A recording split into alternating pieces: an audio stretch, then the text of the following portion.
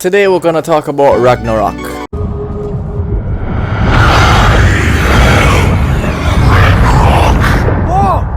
So yeah, so for most of last week we were talking about B Troopers, right? But we're going to go ahead and do some coverage of another upcoming deck that that I play that has gotten some lovely support. Just when you think that Konami forgot about it, they give us 2 decent cards, right? Hoping we can get one more. But yeah, so basically we're going to be talking about Generaiders, baby. So make way to start a revolution. Make way, we're gonna have fun tonight. Make way to start the revolution. Again, I know you see it right there. You see Har, you see Laptor, you see Nidhogg, right? So yeah, I'm also a very big fan of this deck also. So we're going to go ahead now and just hop into the deck profile. I want to go ahead and build the Generators. I'm the guy, right? So let's go ahead and jump into the profiles. Just like the previous video, I'm going to give you 3 variants that I'm currently playing, right? Oh my god! Wow! Right, let's go, baby. Right, so on to the first list. Here we have what I like to call Vanaheim, right? Vanaheim is the realm of where the Vanir come from, who rules over by Freya, who is represented by Mardell, which is another name of Freya. Normally like a jungle-like area, like a plant-based, old magic kind of area. So we're incorporating more of our plants in this build, right? You're probably wondering, plants? What do you mean? What merit do you get from playing, plants in this deck? So we're gonna get there, right? So let's begin with the list first. So first we're playing 3 copies of Laptor, primary normal summon, right? Lone Fire, archetypal Lone Fire into any boss. 3 copies of the this lovely new girl that we're so glad to have, right? Basically, she is Angraboda, the wife of Loki, who is Laptor, right? So currently in the lore, Laptor, aka Loki, has begun Ragnarok. He has assimilated all the current bosses, and I can see he's burning the realms, right? Which makes sense because she helps to make Leviathan, which is Loki, the sword of Loki, and she's Loki's wife, which summons Jormungandr, who is the son of Loki. So it makes sense in a lore sense. I gotta give credit to Konami for that one, not gonna lie, the lore makes sense. So yeah, 3 copies of the best girl help us on brick, right? To add 2 that we definitely needed, and I'm glad we got it. 2 copies of Har, aka Odin. We can play 1. The issue is that I personally prefer to play 2 because you can go through bosses quickly, and also I don't like summoning Vara each time to summon back Har, right, from the graveyard, which it can be DD crowed, it can be hit by Bestials, it could be hit by Ishizu stuff. So playing the 2 does come up in my personal opinion. 1 copy of Mardell, the searcher. When special summon, she can search any plant or any generator card. 1 Nidhogg, the Yggdrasil serpent. He gnaws at the roots of Yggdrasil to keep it in check. What he does in YuGiOh is that he goes ahead and negate a summon. 1 copy of Gather Loki, one of the worshippers of Loki. He is just as his name suggests, delusion. He works in illusions, right? Like, for example, you might think that this is the card, this castle is the card, but if you look right here in the actual card or artwork, you'll see where he has a head. So yeah, just like in lore, he's a trickster, right? 1 copy of our honorary Generator boss, Trias Generator boss of Hierarchia.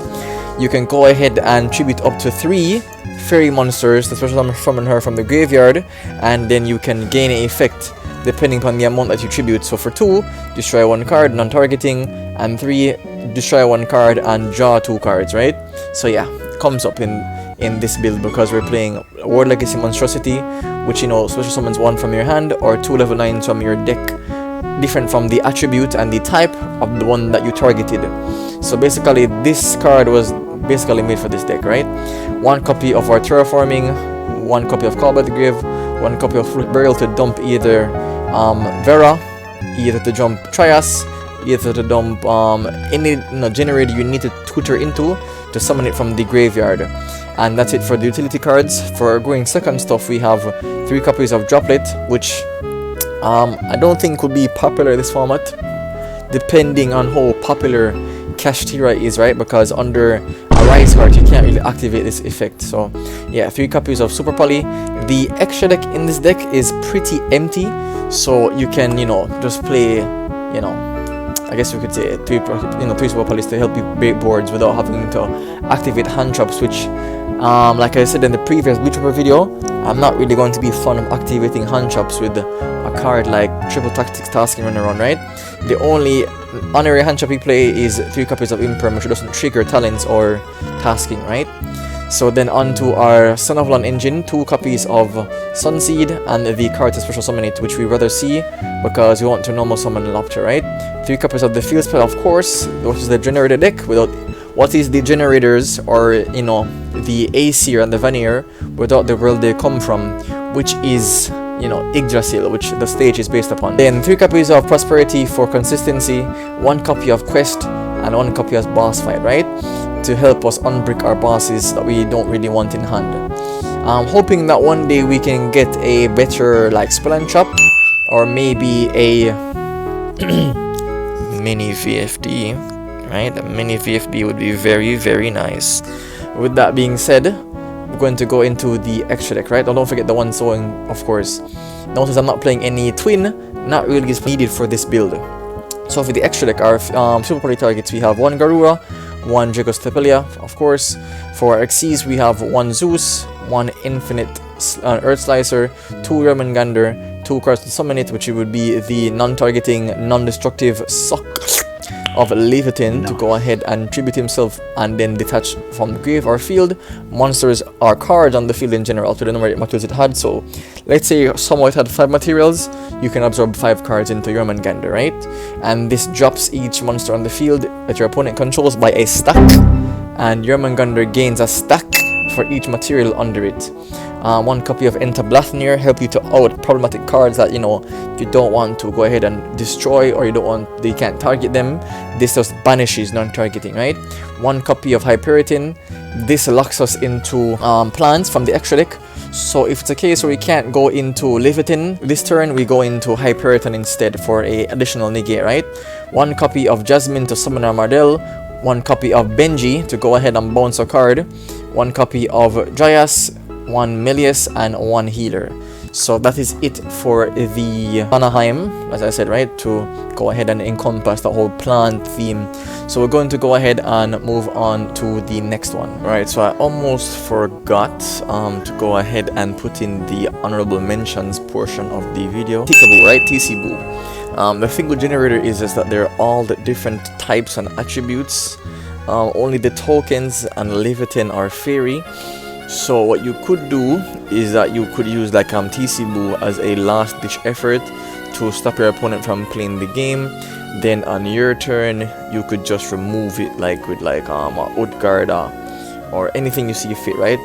Just get it out of there. Vulcan, the Forge Lord, and also a Hopper Squadron, because our tokens are level 4. You could go ahead and go into Hoppeard with a token to make Vulcan to bounce itself on 1 card on the field, and also the card that is bounced cannot activate its effects for the turn, right? So yeah, that is also an option.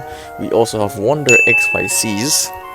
Fun fact, Leviathan itself is not a once per turn effect. You can only control 1 Leviathan, but if you somehow bring out another one, you can actually, use the effect again. Token Stampede is a card that says all tokens you control gain 1000 attack and they cannot be destroyed.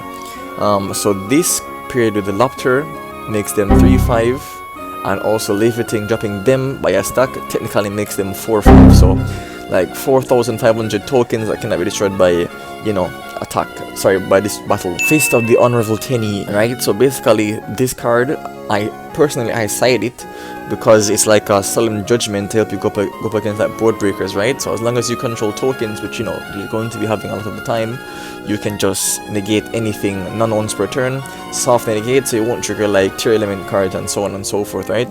It's better than paying like half of your life points. So yeah, that's something I play. Also, another card that's coming out in Cyberstorm Access is a new rank 9 Virtual World card. It's not that good, to be quite frank with you. I'm a bit disappointed to know that Virtual World after waiting all this time for some support, got a card like that. You know, it could have been far better.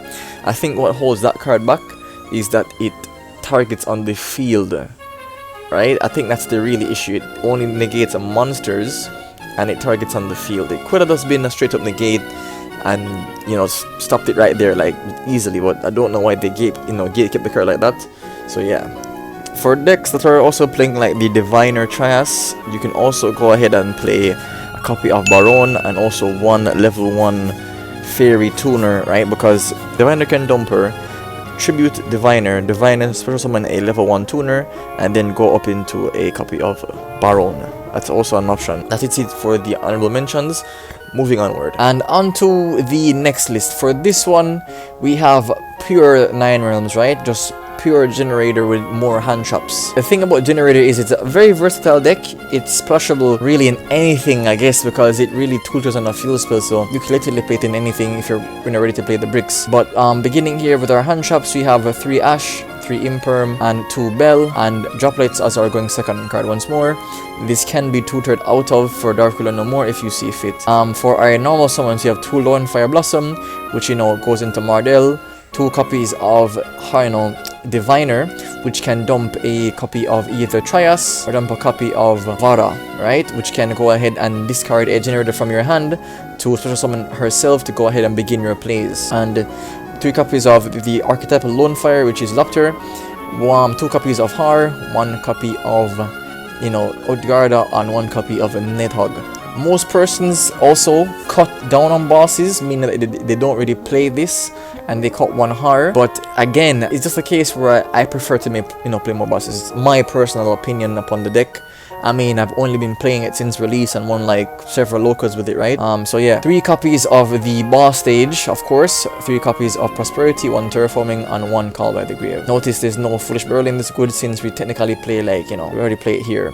3 copies of Monstrosity. Also with this build, as I'll be showing in the replays, is more of a combo heavy build where ripping 2 cards out of the opponent's hand, basically letting them start with 4 cards, and ending on, trying to end on Leviathan, F-Zero, and a Har. So yeah. So for the extra deck, we have 2 entities that can be dumped off of, Diviner, 1 copy of any level 7 fairy, basically, right? Any level 7 fairy synchro or level 7 fairy monster is useful. So basically you can dump this with Diviner. Diviner can become level 9 and you can use it as an extender for your, let's say, your Legacy Monstrosity, or to make any rank 9 plays. 1 copy of Zeus, 1 copy of Earth Slicer, 2 copies of Yermangandr, 2 Leviathan, 1 F-Zero, 2 Blathnir, and a Periton, and also BLS, right? So that is the pure raiders. Now on to the next build. Right, so we're on to the next lovely build, right? That I like to call Raid the Church.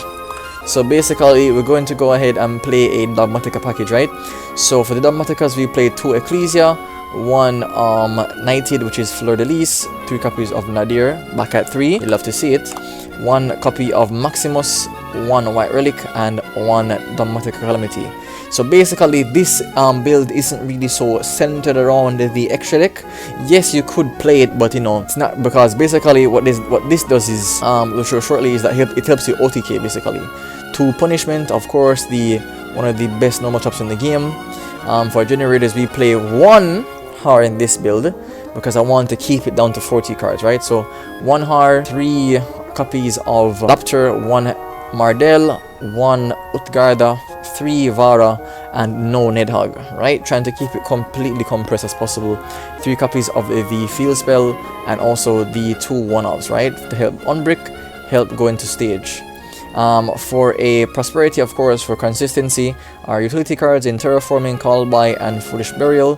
3 copies of Imperm for going second, and also 3 copies of Droplets. Again, could be tutored into Dark Ruler No More if you see fit. And in this build, seeing as how you can see for yourself, the extra deck is a bit more, variety due to the issue of Nadir Servant.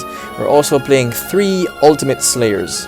So, go ahead, activate, send 1, shuffle 1, right? So yeah, and for the extra deck, we're playing 2 entities, of course, for Nadir, and also for the punishments. Nadir in itself can also act as a going second card, right? For that reason, Nadir is a pretty strong card. 1 copy of Garura for Nadir, 1 copy of Titanclad, 2 copies of Herald of the Arclight, 2 copies of Jormungandr, 2 Leviathan, 2 Mirologic Aggregator, right? This card is the reason why we are allowed to play those ritual stuff. 1 Zeus, 1 Blathnir, and 1 Frigid to help us draw and unbrick bosses from our hand. So basically in this build, what you can go ahead and do is, if it's possible, you can make a Leviathan, special summon Ecclesia, go ahead and add Maximus. Maximus to dump a copy of Titaniclad and also a copy of Herald, which can go ahead and grab us a copy of Calamity and or White Relic. And if it's a case where you don't need to, you can just go into Aggregator, which dumps a monster from the extra deck upon special summon, and if it's sent to the graveyard, it can negate 1 card on the field until the end of the turn. So basically you can dump both of these and have follow-up for next turn to help you OTK. Also something interesting to really think about is that, realistically speaking, once again, due to the diversity of what Generaider can be, you could actually mix this with the Plant Raiders with Vanaheim. You could actually take out these cards and supplement them for what would be like the Plant Engine, which possibly I might be doing concurrently, right? Because this is the deck I'm probably going to play post Photon Hypernova for until the Silver Future, I guess. I'll probably be, alternating between Plunder and this, because Plunder also gets support, and I also have a build for that coming up shortly, right? So yeah, this is probably the deck I'm playing until probably Cyberstorm Access, where the Beachcore card comes out, which I can actually play with the deck. But yeah, that is the builds.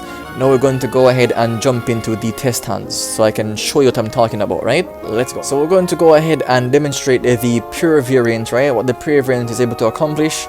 It's normally like a 2-card combo. This just makes it a bit more explosive, but yeah, these 2 cards could practically give you everything you need in rotation, right? So let's begin. I'm going to go ahead and start off by normal summoning Lapter to go ahead and float into a copy of well, that would be Har most likely, right? Because yes, remember, this only has to summon different attributes and type from this. So activate, summon a light and a fair, which is not a dark or a spellcaster. Trigger the effect of Mardell to add. This could be any Generaider card. In this case, seeing as we already have the field spell, we can just go ahead and add anything, right? This could be any Generaider card, doesn't matter. Overlay for a copy of Jormungandr. Go ahead and activate the field spell. Go ahead and activate Jormungandr's effect to go ahead and make both players draw 1 and attach 1 to it. I really do wish that this was by the opponent, by my choice. Like, oh my god, Konami. This card should have made the controller choose which card, but Konami is good Konami fashion, I guess. So go ahead and attach the Prosperity to it. Since it's a dead card, we can activate it because we drew a card. Chainlink 1, Chainlink 2, Har to whip a card from hand, so now they have 4 cards in hand. Special summon Nidhogg from the deck, overlay into Blathnir. Blathnir to which another card from hand. Then go into F0.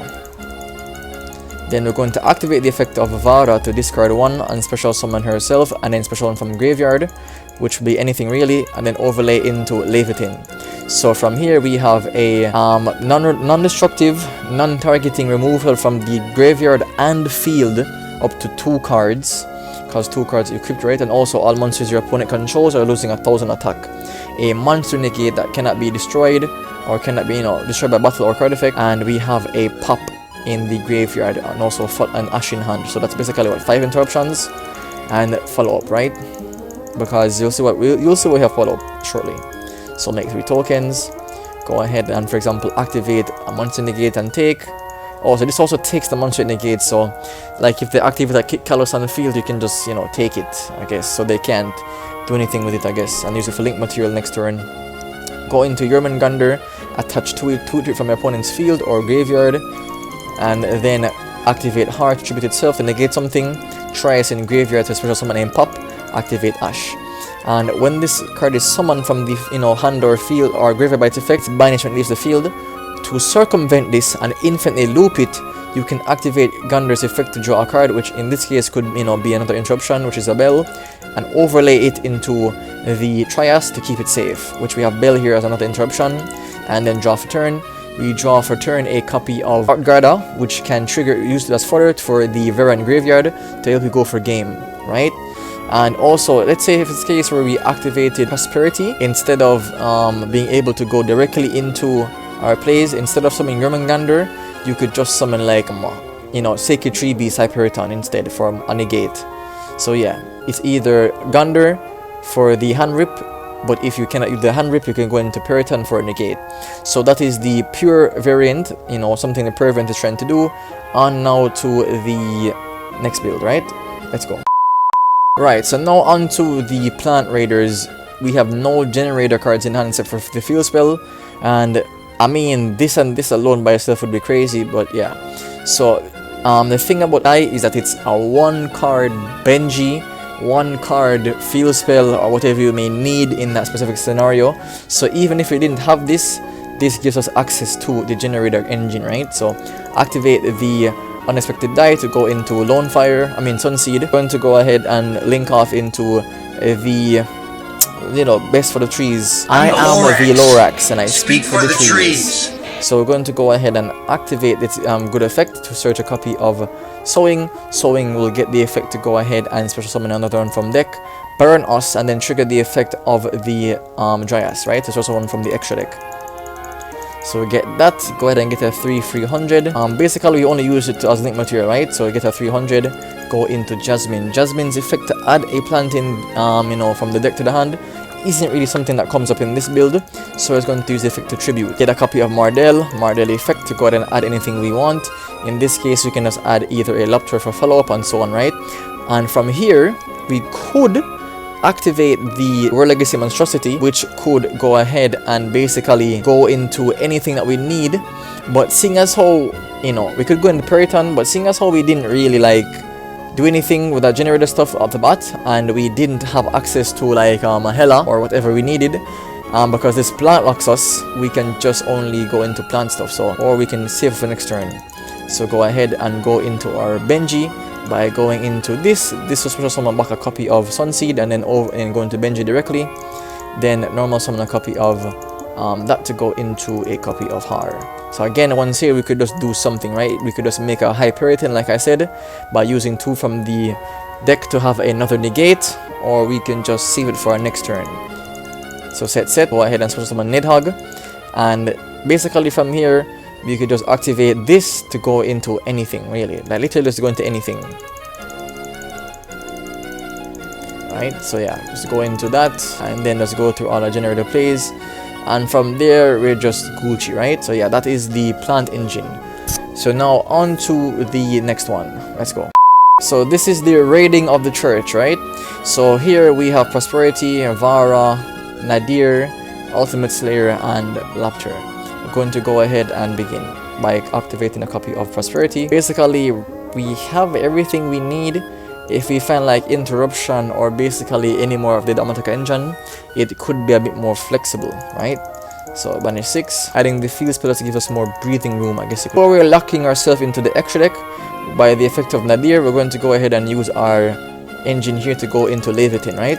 So discard that by special summoning it, and then special summon Lapter that we just discarded, and then Lapter effect to go into Mardell to go and add a copy of Lapter for follow for next turn, and then overlay into Leviathan, and then activate the effect of Nadir to dump a copy of Titaniclad, to go ahead and add a copy of Ecclesia, then special summon the Ecclesia, and then add a copy of the Punishment to hand, since we're going to get Fleur to hand in the end phase, right?